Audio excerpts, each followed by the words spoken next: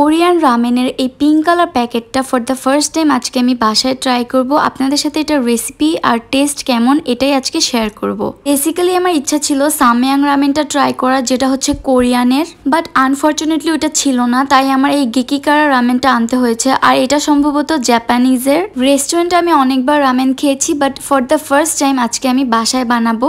আর এখানে আমি সিজার খুঁজে পাচ্ছিলাম না, তাই আমার নাইফ কাটার দিয়ে আমি প্যাকেটটা কাটছিলাম। এই প্যাকেটের মধ্যে একটা নুডলস ছিল এরকম, আর হচ্ছে দুইটা প্যাকেট ছিল। একটার মধ্যে ছিল চিলি অয়েল, আর এটার মধ্যে ড্রাই একটা মশলা ছিল।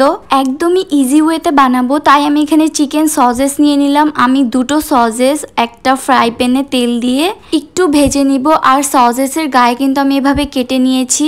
এটা ব্রাউন কালার হলে আমি উঠিয়ে নিব।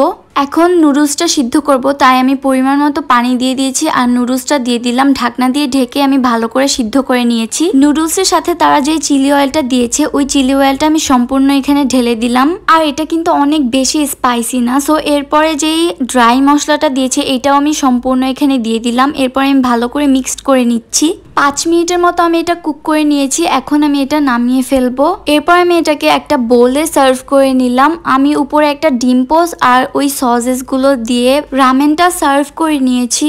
টু বি ভেরি অনেস্ট, এটার টেস্ট আমাদের কাছে একদমই ভালো লাগেনি, তাই আমরা মাত্র 2 বার খেয়ে এটা আর খেতে পারিনি। So thanks for watching this video. Please do like, comment, share and follow my page for more.